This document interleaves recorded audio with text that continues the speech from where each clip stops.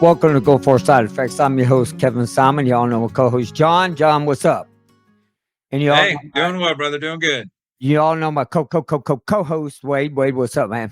I'm doing great, man. Thank you very much. All right. So tonight is going to be for me, it's going to be controversial. Okay. And, we're not here to offend anybody. We're here to get the facts. That's exactly what this is about tonight. And, Wade brought this to my attention and I didn't believe it, but we're going to have a backstory. I have a backstory about some of this that I think that might be, but main topic is why are drugs and alcohol, presumptives are actually disabilities. And, a lot of people, will talk about certain things that I can understand, but I want to get into also how we can help these guys who are addicted, because that's what this month is about, addiction month and everything. And by the way, I am going on 3 weeks of no dipping. I'm down 168 pounds. I've been busting my butt taking care of myself because I want to be better. I don't want to have to worry about when I'm 70, wishing I did it in my 50s. But wait, I want you to go ahead. Let's talk a little bit about, we want to do a brief thing about Desert Storm. So I want you to go with this. Yeah, well, it's kind of like from the last podcast John and I were on. If we just do basically a quick recap. Everybody knows the history. You were there, you served, but we just do a quick recap. We started to build up in Saudi Arabia in August 1990. Between 1990 and January, we moved 697,000. I'm sure somebody's probably going to say my numbers are wrong. That's fine. You can fact check me. 697,000 troops over there to prepare. January, the air war started. We had the air war and we had the naval bombardment. 30 days of bombing the enemy, unlike anything that we've ever done or seen before. Knowing that this was a huge testing ground. We were using things that we'd never tried before, never used before, all the way down to GPS for the first time. February 24th, the ground war started. And I always say it when I quote the ground war, we had a whopping 100-hour ground war. I talk about it a lot. I served in the infantry battalion in the 82nd Airborne. I think they're pretty badass. And I will say, when following the armored in, the armored were kicking so much ass that we couldn't keep up with them. We were basically playing cleanup for armor. A discussion John and I had happened to talk about offline. But when it was said and done, carrying a full combat load, by the time we got to our end objective, objective gold, I had fired less than a magazine of ammo. We stayed around, hung out in Iraq for a while. Of course, everybody knows about Qamishiyya. Everybody knows about everything else that happened. We were pulled out approximately March 25th. I arrived back home April 1st. En route coming home, we stopped over in Bangor, Maine. Got off the plane, and the absolute first thing that I did, as well as every other Joe, is I went right to the beer counter and triple fisting beer before I even called home. Now, I don't know what that says about me or all the other Joes, but I wanted a cold damn beer. Right.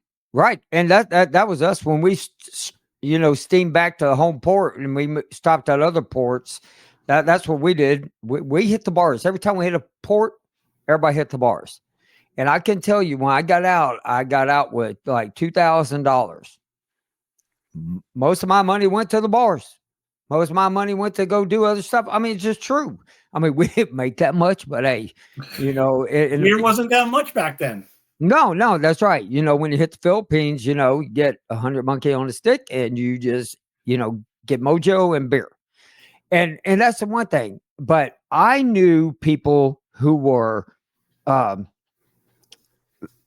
say, drank a little bit too much. Okay. And over time, they became alcoholics. And I know to me, this the way I feel is when you go out, you drink.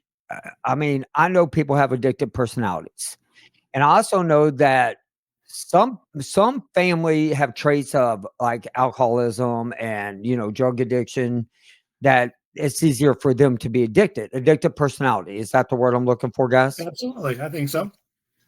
Okay, so and let me tell you, I know for a fact. I mean, it runs with me. I have addictive personality, but I have until the age of 53, I never tried marijuana. I never done a drug because I knew that I had addictive personality. The only time I did it, and you guys know, is whenever I had that freak out because of what the VA did. Right. And I only did it 3 days, exactly what I was told to do. And then when my medicine kicked in, I was perfectly fine.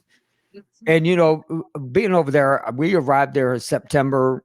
We left in April. We got extended out there. I think we got back to home port around April or something. Then we had to go back out there, which really sucked. Then we went to do the volcano in the Philippines. Okay, so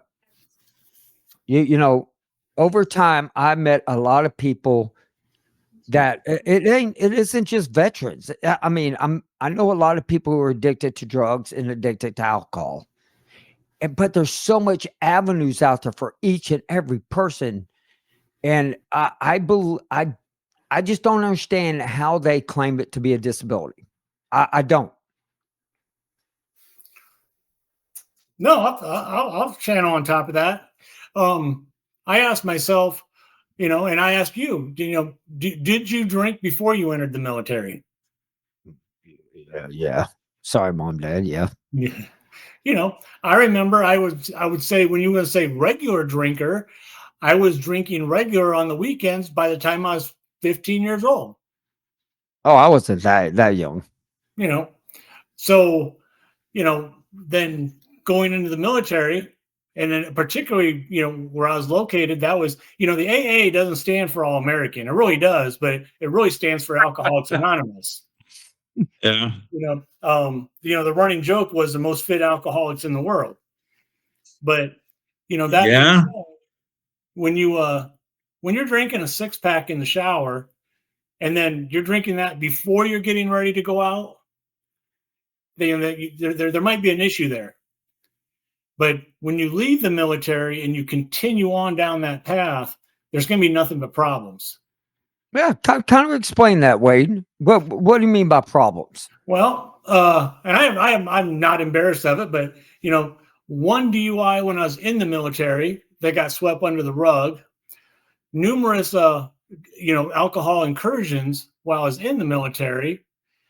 After leaving the military, 2 DUIs, a couple of public intoxes, several other alcohol related incidents, and that's just the ones that I got caught with. Going to a happy hour again, 4, 5, 6 tall boys, and then now I decided I want to come home, and I'm not going to drink at the bar. I'm going to drink at home because it's safer at home after my 6 beers at the bar. Because 6 beers at the bar, it's cheaper at home. Yeah, a lot. Happy hour's over. Yeah.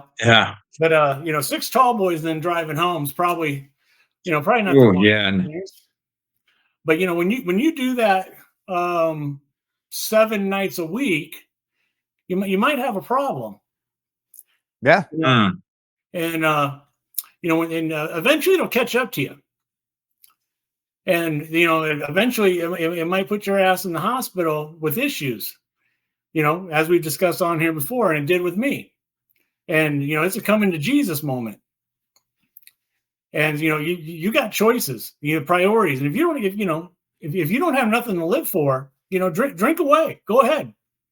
But you got to look in the mirror and decide who you are, who you want to be, and where you're going. And it didn't take me but 30 seconds for me to make a decision. No. I remember the phone call very well. I do. I remember.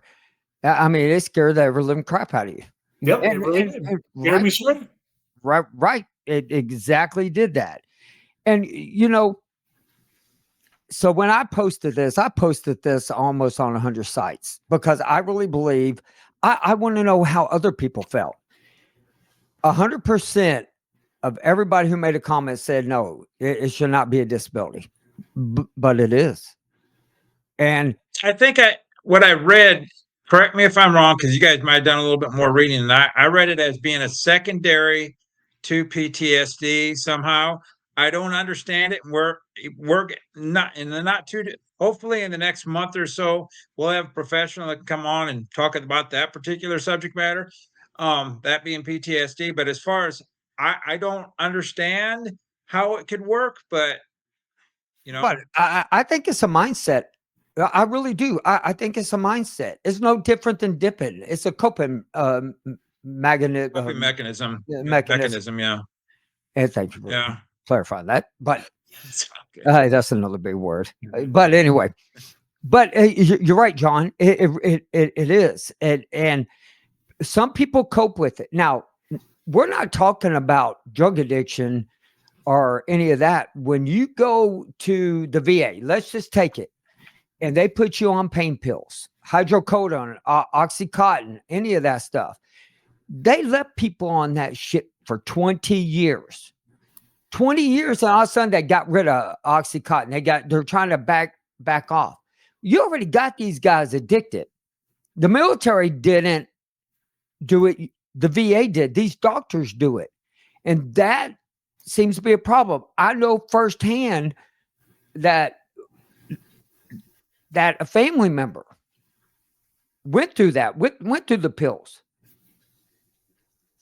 422 pills a month of hydrocodone. Wow. You know, how can your body? I don't even know how that individual survived taking that kind of. That's ridiculous. Over time, your body gets used to it, just like anything else. Well, just like alcohol. Yeah, if I drank one beer right now, I'd be drunk. Yeah. I mean, I would too, because I haven't drank in a while. Well, and we were talking about how you deal. I mean, each one of us separation from the war, our war, the Gulf War. When I got out, my situation, I'm not sure. I don't necessarily know if Kevin has talked about when he got out. You and I, Wade, we talked about when we got. Now, like you said, you went for a beer. I got off the bus when we got back, so I came back to Germany. My wife was about within days gave birth to our son, and so I had a lot going on there. I didn't knock on wood. I didn't take that moment to get into heavy drinking or decide to take drugs or something like that. All of our situations are different. I mean, so what puts you into there? I think, like Kevin said, it's a mindset. You're trying to cover up something, whatever that something is. I mean, right, but are you? That's kind of what I was discussing before. Is I wasn't covering anything up. I was living my life. I was drinking before I went to Desert Storm, and I was drinking when I got home. There was, and that's kind of what for me. There was nothing that happened in Desert Storm that made me drink anymore. That was. Did you have access to? Did you have access? This isn't go. I already know what Kevin's answer is. Did you have access to alcohol when you were in the Gulf? No, Saudi was dry. I never saw a drop. That guy did. Hey man, I mean, they had it in Bahrain. They had the army made it for us. By the way, thank you very much. It was really nice little complex for you. Yeah, the army built a little base there, and they brought in alcohol and stuff like that. You can drink in Bahrain. Fajar is Al Fajar around that area. They had a hotel. We were able to go only to the hotel, but we could have a beer. And never saw it. There was, remember they had that cruise ship. Some of the Joes got to go out on the cruise ship. Yeah. I never saw that either. Well, I didn't see it either, but I'm just saying that it was there. It was called an R&R ship. It's not a cruise ship. All right. Whatever. Yeah, I didn't see no damn cruise. Oh, no. Here, buddy. I mean, I get that this was like, the first major, conflict since Vietnam, but we're not even there 6 months. And we need to have an R&R ship? Are you serious? Are you serious right now? Right. I mean, well, I think at that point they didn't know how long the war was going to be, so they brought it in. And But a lot And of it was that, probably full of, it was probably for the vast majority being men, it was probably full of women, right? no, No, it no, wasn't. no, it was No? just to go and relax. You just stayed in the stateroom, you relaxed, you went out, you had some music, you On know? the ocean. Yeah. As Hey, a dude, I'm gonna relax, you know, I'm gonna yeah, find me, you know, yeah, you aside from know, alcohol, maybe a lady friend. well, I No, mean, but I like that. If I yeah, wasn't married, you know, that kind of thing. I had a but wife come home too, it's about ready to give birth, so a little different story. But and that's just it. I mean, we all got great stories. I mean, for me, I love the military. I enjoy it. I would do it oh, I again, did. Yeah, even though absolutely. if I know then Absolutely. what I know now, I would have been like, when that alarm goes off, I'm gonna be like, y'all just wait till you're 45, you're screwed.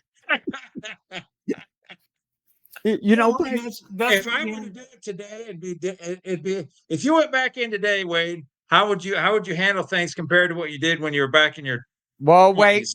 hold on. Are you talking about in today's military or our time military? Today's world. Oh God, I man, would man, whatever. I would do what I did is, you know, I'd do my time at the 82nd, I'd get the hell out, that's for sure. But Okay. out of the 82nd and go somewhere else. But one of my buddies just retired, I guess 2 years, 3 years ago now, but 32 years. Ah, Ah, that's a long time. That's a that's a long time. long time. He got a lot of stripes on his sleeve. Man, You and I know, bet you he's already close to a walker and all that crap because the no, military ages you, man. The military ages you. I oh don't care yeah, what anyone says.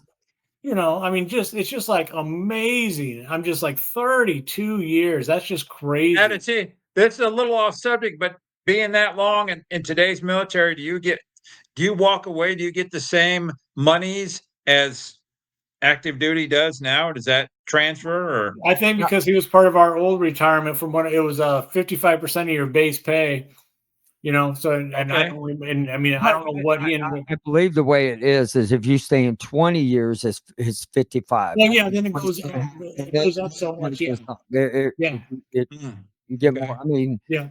but you know, I'm going to get back on topic because I Sure. mean, uh, I should have retired in the military. But anyway, if you go back and you really think, I could tell you of a lot of instances how much we drank when we went to port. I can tell you You drank. the night I went home from Desert Storm, they pretty much had to put my butt on a plane because that night we went out, we partied, had a good time. And the more and more that you did it, the more and more you drank. Now, don't get me wrong, there are guys that to me, that's some of the ways that they can hide their pain. In some instances, they're hurting. They don't feel like the VA is helping them. And so they look towards, marijuana. They look towards drinking. But there is other ways besides doing that. And if you're looking to quit drinking and quit doing drugs, I'm gonna put this up. Wade even brought this to my attention. Every place pretty much has this, and it's called a vet center. There are vet centers throughout the United States that you can call, and they got help for you. You know, if you can't find one, well, that's easy enough. Call the 1-800-827-1000. They'll put you in contact with a vet center close to you. And if you still have problems and you don't feel like you're getting anywhere, well, you always have this, the crisis hotline. Yeah. And you It's can always And you will get a live body there. You will talk to somebody. So and if you call and get a hold of your primary care. My primary care offered me a 30-day residential treatment. You know, she said if I needed help quitting, that they had 30 days. So the care and the treatment is available. So when somebody says, I don't know where, you just call it. Somebody at the VA is going to help you, you know? and I'll yeah. say this, the first thing your primary care physician asks you now, how are you feeling? How are you doing? Do you drink? Do you Mhm. smoke? Or any of that? And they ask you, do you want to get off of tobacco? Do you want to get off of alcohol? Do you want to get off of drugs? You want to do that? Say yes. Take that step Yeah. and get off of that stuff before it kills you. And what do we always say? You have to advocate for yourself. Because if you get on that computer and say, hey, you go to My Healthy Vet, it's, you know, or whatever, it's not, what is it? It's not it's going to change, or it has changed to vagov.com. Do I have that right, guys? Yeah, to get into your Healthy Vet, yes. Yeah. So you write in and say, hey, you know, I was supposed to get this. What's going on? And they might have slipped their mind. Maybe it got pushed off a little bit. Don't expect them to come knocking on your door. You gotta say, hey, I had this. Where's it at? Because there's too many of us out there that think, oh, well, I did my time. They work for me, which they do. But it's kind of like, hey, They make I need some help, and I ain't getting it. They make why not? Okay, so if you get too many DWIs, the courts will make you put one of the breath things and put it inside your vehicle, but they'll also offer you this pill, and you take it. If you take a sip of alcohol, you're going to violently throw up. Oh, yeah.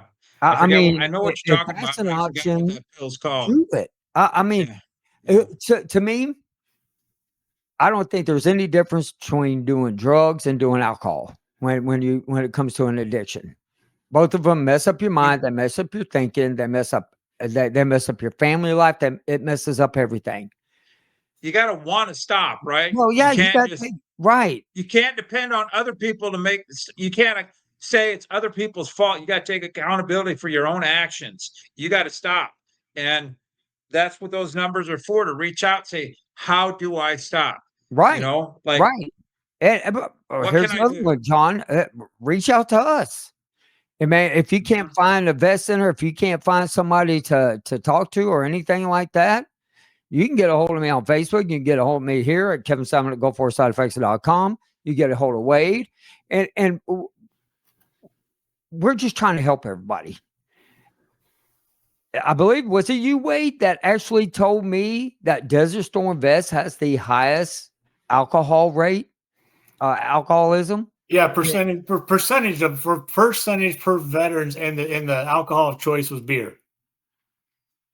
And that was a little surprising to me. I wouldn't have guessed that. I would have thought maybe the Vietnam veterans would have been way higher. Well, be honest with you, I would think World War II would have been like that. A lot of men and women, they're dwindling fast. There's very few of them, but I mean, and war, and I mean, I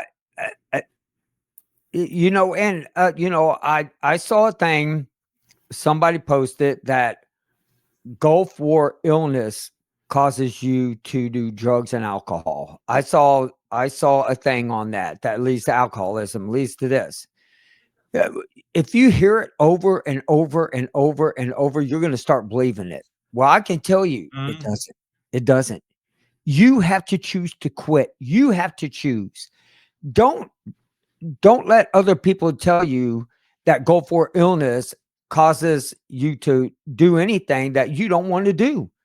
I mean, it's like, if you really think about it, and this is the God's honest truth. If you sit there and say, man, I got a mental condition, or man, my thumb hurts, eventually it's going to happen.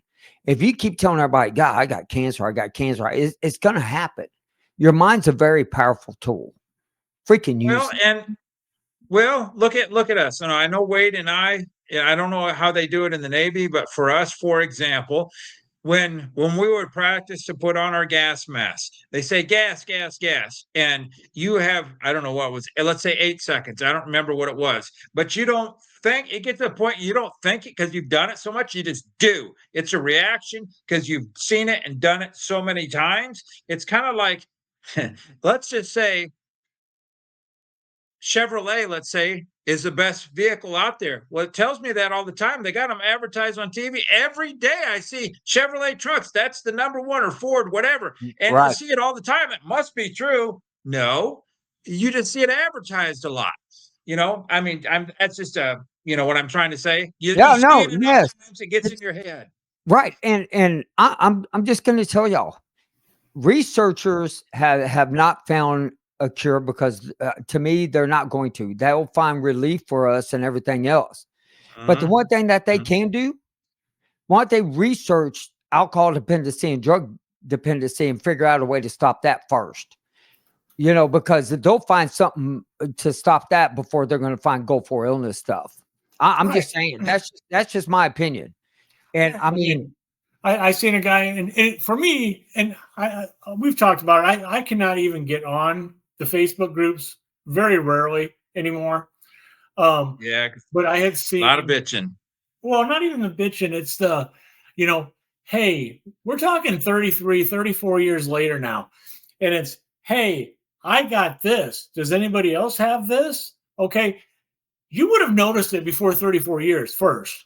Second, and the only reason this guy just happened to be a former, member of the 82nd. So I thought, you know what? I'm going to comment on it. And it was something that, yes, it could be alcohol related. And I put all kidding aside, what's your alcohol intake like? And I've done that to several people on there before. And a lot of times I'll get an FU, mind your own business, whatever. And that's fine. But if you're going to abuse your body and you're going to intake alcohol, and maybe you should have a condition was maybe necrotizing pancreatitis that should happen to pop up, don't think that you can go back and claim Gulf War illness for something that you did to yourself. right? That's, No, I agree with you. if you give yourself a health condition due to your own self, that's nobody's going to cry for you. True. No, right. Agree. 100%. 100%. And I agree with you. And I'm going to bring up Jason's comment. I want to bring this up. Yep, self-medication. But self-medicate. I mean, and that's just it. Self-medication. I understand it, but there's so much out there. There's so much out there besides alcohol or drugs that can help you. And I'm hoping, I'm hoping with the beginning of June, we're gonna have that, and I'm just hoping everything goes through. And if it does, we're gonna be able to help a lot of guys, especially for pain. Yeah, Now, there's so much. Go ahead, Kevin. Didn't mean to interrupt. Go ahead. No. I mean, the part I think that angers me is nobody's going to do it for you. You have to do it for yourself. We keep saying this over and over and over on these Gulf War sites. Why doesn't anybody ever say anything positive? I mean, because I mean, the one thing I can tell you, I have a relationship with every single person who was on my ship in my circle, which was a big circle, and we talk every day. And that's what needs to happen. We need to have a serious conversation with the VA, with the damn researchers, and start fixing the root of the problem. And it isn't Gulf War illness. It's Gulf War side effects. That's exactly what it is. It's the side effects that we got from petroleum. Some people got sarin gas, mustard gas, the vaccine, anthrax vaccine. That's what they need to start coming out saying. Let's get to the root cause. And the root cause is we need to help these vets and stop putting other shit in their head and start helping them with the problems that they got now. Stop masking it, because that's all they're doing is masking it. And to Wade's point, he said this before, and I think I mentioned almost every time, or Wade does. Those of us who were in the Gulf War, whether it was a slow burning caught up with you, or you had things happen, you didn't understand it, aging, our natural aging of our bodies can contribute or can be the sole reason, whatever. Maybe you have a history of something, maybe there's no history. It's not just because we're in the Gulf War that you have issues. Thank goodness we have collectively came up with some ideas that, not they weren't ideas, suggestions of products that help us. And it's not a fix-all, because we all know if you served in the Gulf and you have problems from then, there is no cure. But here's what has helped us, and that's and part of it is treating your body the way it needs to be treated. If you got a sugar problem, you like too much sugar and you blow up like a balloon, well, you need to control that. You need to exercise. You need to do something to help yourself. It's not always somebody else's fault. Take accountability for your own actions. We damn sure have to. We may not like the answer, but the bottom line is accountable for your damn self. No, If you're going to go I out, agree. you I agree. know, you I got agree. you got to take responsibility for your own doings. You know, and The, trying the, to get the VA to accept things isn't easy. well, I mean, come Uh, on. After 30 something years of us being from Desert Storm, going into the doctor now, the first thing they ask you, were you exposed to any kind of chemicals during the Gulf War? yeah, That's yeah, enough to piss you off and yeah, make you yeah. realistic. It's like, dude, we've been telling y'all this and everything. Well, you're gonna look at 35 years later. I mean, what? Okay, so yes, I drink petroleum. What can you do for me? You gonna give me Yeah, gasoline so you right. can light that crap out of my butt? I mean, it's Oh, true. excuse me. Yeah, no, yeah. Well, Well, and and you're getting off topic, but real quick, I'm No, I on my know. rant. I mean, exactly what they did is when they enacted the PACT Act and lumped us into one big group. And, now we're all Gulf War veterans, which is, I don't have an issue with the Gulf War veteran title, but now we're all in one group. Two separate exposures, two separate time frames. Post 9/11 veterans have their whole separate issues. They have a whole array of their own issues to deal with, which, in my opinion, I think they're equal, if not more, than what we have to deal with. But we have been forgotten about. We are 697,000. How many were deployed and fought for 20 years? Right. We are a yeah. drop in the bucket. No, Yeah, right. those Right. ladies and gentlemen are going to come. You and I, if we live long enough to see it, you're going to see it become more and more in the news. Whatever those ladies and gentlemen went over and did those 20 years, you're going to see these things creep up. That they can't explain, and they don't. Government ain't going to have answers, and you're going to see it more and more and more on the news. I'm gonna bring up Dennis Dennis comment on here. He says I have my constant nightmares. I drink, but I control it because if I drink more than one beer, it makes it worse. Well, of course. I mean, drinking alcohol does make it worse, and I mean, Yeah, I completely understand that. I mean, I cannot imagine what all y'all went through because I was on a ship.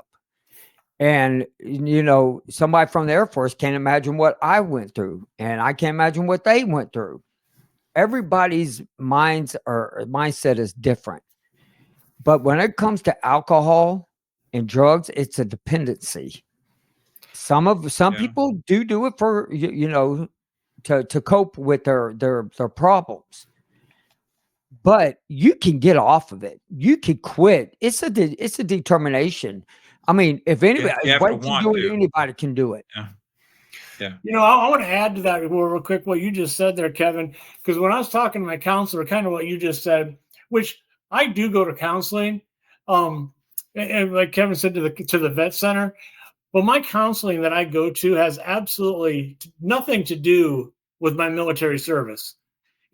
I've been going to the vet center for better than 20, 25 years. And I've gone there for several reasons, bereavement for loss of family members, just different things over the years, just because it's like my counselor, combat vet, 3 separate tours in Afghanistan. Okay. His opinion, besides his education, but his opinion means a lot to me. So talking about a man who has been to war, that means a lot to me. But he breaks it down, and the political term is resilience, the mentality, the mind. Some people are just not built that way. Me, honestly, with the things that I saw, I don't give a shit. I don't care about those people, and I never did. I'm glad I came home in one piece. The kids, I absolutely feel horrible for. That's the way I feel. I don't have nightmares, and I never really did. I fired less than a magazine of ammo when I was there. I think it was a bullshit war, and that's the way I feel. No, I don't have a rating for PTSD, and I honestly would be embarrassed if I did. But that being said, I understand that's not everybody. So I get that. So I'll accept that. But drinking is not going to make any better. And that's just an excuse when people say, I'm going to medicate, or, I can control it. I used all those excuses over the years too. I was just an alcoholic. Well, hey, no, everybody's entitled to believe what they want, and I completely agree with you, Wade. I completely. It is. It's a mindset. I mean, how many years would you say you drank? I mean, like a long period of time, every day, every day, every day. Well, I figure from the time we got home in 91 up until 33 months ago, 2022. And how's your life now? My life is fabulous. I feel great, changed my diet. I have a great relationship with my daughter, got a brand new grandbaby. I haven't felt better. I haven't felt this great since probably I was a teenager. I'm not, I got a little arthritis in my hip. Well, I'd like to complain about you something. look like a teenager. Gosh, yeah. I'm just trying to help you out there, brother. What? That's what I'm here. What do I got to complain about? Right. I got rid of the poison, man. That's all I can say. Dump the poison and move out. And that's awesome. I think that's completely awesome. And I hope people take what we are saying about alcohol and drugs, seriously. I don't want anybody to be offended by what we're saying, but what we're trying to tell you is we're trying to help you. If you want help, we're here for you. We will help you. We will do everything we can. And the VA has help. It's right there. The vet center, yes. The vet center, the VA, everything. The help is available. And it is. I mean, I can honestly tell you, now the tobacco, like they're like, oh, that we can't do anything for dipping. You got to quit that on your own. Well, I tell you what, that's. I mean, it does having people around me going, hey, make sure you don't do it today. Don't do this. Hey, you try this. Hey, eat bubble gum. You've quit for 2 weeks now. I'm going on. I'm ever since the first. I just quit cold turkey, and everything. And I put this thing in my mouth tastes like juicy fruit. You get nicotine down in patches from the VA, I believe. Yeah, but not the same. I don't know. I mean, why? What's the point? I mean, if I'm gonna quit, I'm gonna quit. And everything. And how long had you dipped, Kevin? How long had you dipped or smoked 12 years old. 12 years old. No kidding. Wow, really? Yeah, that long? 12 years old. Holy crap! 12 years old. I've been dipping.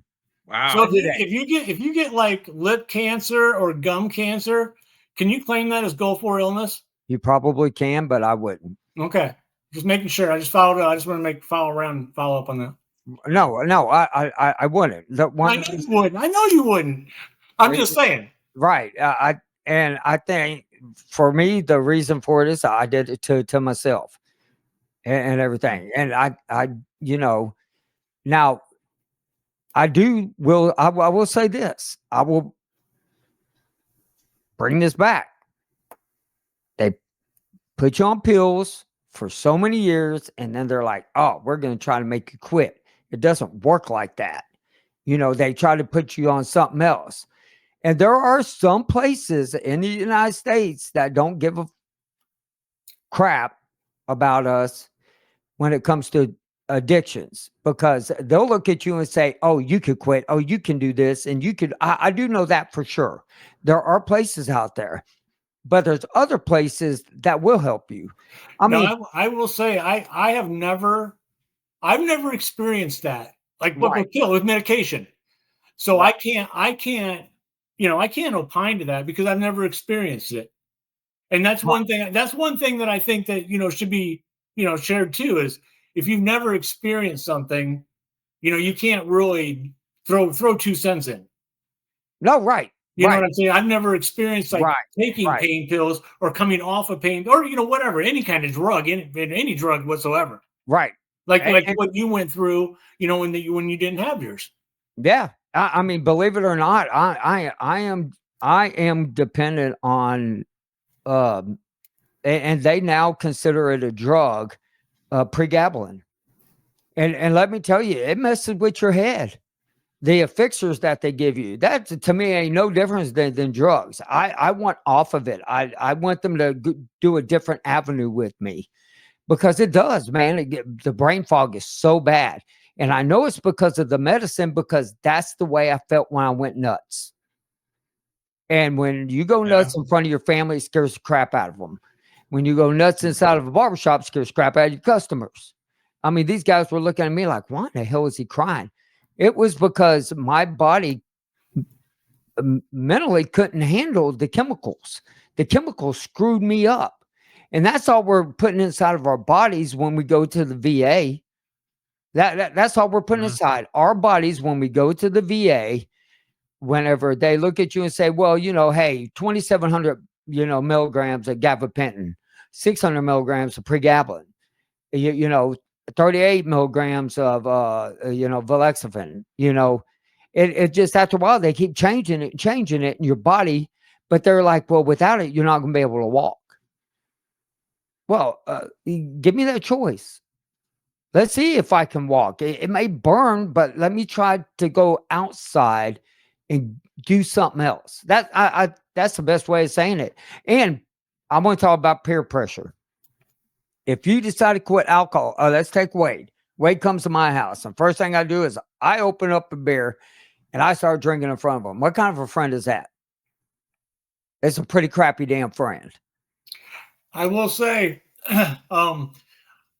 probably the first month, I probably didn't really leave my house much, but I have not really had much problem. I know that there's and honestly, I had friends like that going to their house, and they were, I have not had a single problem with people drinking. I go to Vegas, I being around alcohol and that kind of stuff. But I know I've heard several of my friends when I quit drinking, and they said I couldn't do that. But to hear those words come out of somebody's mouth, I couldn't just quit drinking cold turkey like that. And I honestly believe them. These people, my friends, they could not just quit drinking like that. Right. Well, it depends. You got what's that terminology? I should say, you got scared to death. That's exactly what happened. I mean, that doctor lit into you, and you did exactly. Scared straight, basically. Yeah, Is that a fair assessment? Straight, absolutely. Yeah. Straight. I mean, I remember the phone call whenever he called me, and I was like, dude, I watched him. I watched him pour it down the sink. I listened to him. I talked to him, and that's your support group right there. Somebody who will listen, understand, and know what you're going through. And if you are going through hard times, I especially with alcohol or drugs, please, man, get a hold of Wade. Yeah, I'm more than happy to talk to anybody about it. Right. And I mean, Wade, he tells it exactly like it is. You may not like it all the time, but he shoots straight from the hip. Get a hold of John. John will talk to you. Get a hold of me. If I had to quit drinking, I would call Wade, and that's exactly what I would do. And I mean, some people can turn it off like a switch. Some people can't. But you got to want it. You got to want to do it. Yeah, I think that's probably the fairest way to phrase it. I've been around enough alcoholics. My grandfather was an alcoholic. I've got people on both sides of my family were alcoholics. The bottom line is, you got to want to do it. It's not going to happen magically. You got to be, I don't know, in Wade's instance, maybe scared straight, knowing that you're going to have a future with your own kids and grandkids. I mean, you got to do it for yourself and not for anybody else. Do it for yourself. That's probably for yourself, and in the long run for your family, because if you're not around, then you miss out on that. Right. I'll tell you another one thing, and I'll say it over and over. I ain't afraid to say it, man. Get a hold of a church family. Get a hold of an outreach group. I mean, get a hold of anybody who will listen and talk to you, not people that will say, "Oh, it's fine, don't worry about it," and crap like that. No, because that don't solve shit. No, it doesn't solve anything. It doesn't. But And for this, I'm going to put this up here one more time before we get off. Right there, vet centers in your area. And Dennis, I hope you're still listening. I would get a hold of a vet center before I get a hold of VA. Talk to guys that have been there, that have done it, that can help you through the process of the nightmares and all that stuff. Because that right there, I will tell you, nobody's going to know more about vets than what the vet center is. And that's what I like about the vet center. Everything that I've heard, read about it, Wade has really pushed me towards learning more about it. I'm going to get the vet center on here, one of them, and just come and talk about what they do, because it's a great, outreach program. It's great for veterans. And if you can't find one in your area, call the 1-800-827-1000. If they still don't help, man, call the crisis helpline, crisis helpline. Ask them. I'm looking for a vet center closest to me. If it's an hour drive, it's worth it. And then, if I'm not mistaken, if you're not close to a counseling, they still have that. What's that? How you say is John? Is it care in the community? Is that what it is now? Care in the community, yeah. Care in the community. So in other words, so what that is for those people who are unaware of that, through the VA, let's say you don't have somebody close, the VA will pay for you to go to somebody that's within much closer distance, so you don't have to drive like an hour and a half. There's a distance thing there, but it's referred to as care in the community. It's paid for through the VA. And just to let y'all know, when I got out, I was dealing with stuff I was dealing with, going through divorce, not being able to see my child. And man, that messed me up more than anything. United Way. I tell you, them people there, I'll brag about them. They helped me every step of the way, and I loved it. And we have one that's just right down the road from here. It's still here. So look at United Way. Look at other avenues. If the VA ain't helping, man, look at other avenues. There's more out there. And maybe that's one podcast we should do, is find different avenues outside of the VA that can help. And even if it costs you $40 a month, man, to save your life, that $40, the best $40 you ever spend inside your lifetime. Mm-hmm. And so with that being said, I want to thank everybody for listening. I know this is a tough topic, and I think we ought to readdress it again. I think we should. And I think we ought to get somebody on here that is going through with it. And if you're going through with it, you want to come on here and talk and say it ain't as easy as it is. Come on and let us help you. Come on, talk about it. Maybe we can find you different avenues to quit. I think that's a great idea. If you want to come on here and you want to talk about your addiction, how you quit, man, if we're missing something out there, that we're not seeing, let us know, because this is what this year is about. This year is about Desert Storm vets, any vet, anybody that served in Desert Storm that isn't getting the help that they need. This is what we're going to do. And I said it's going to be hard topics this year. In the very beginning of the year, me and John talked. I said, I want to lay it out there this year. I want to lay it online. If I upset somebody, I'm sorry, but the truth's going to need to be told. That's how I feel about it. And with that being said, What, John? I was just going to say, a lot of it in this world is about, aside from the VA, it's who do you know in this world? It's a lot about who do you know, who can help you. How do we learn? We learn from one another, and we learn from other people that aren't on here with us. So who do you know? Who can we help you? Who can we send you to that we know that can help you? Right. So, and if we don't know, we can get you the answer. And I want to really stress this to people. First, they called it, Persian Gulf, illness. Then they called it Gulf War syndrome. Then they called it Gulf War illness. You can't keep changing the name of this. It's the same thing.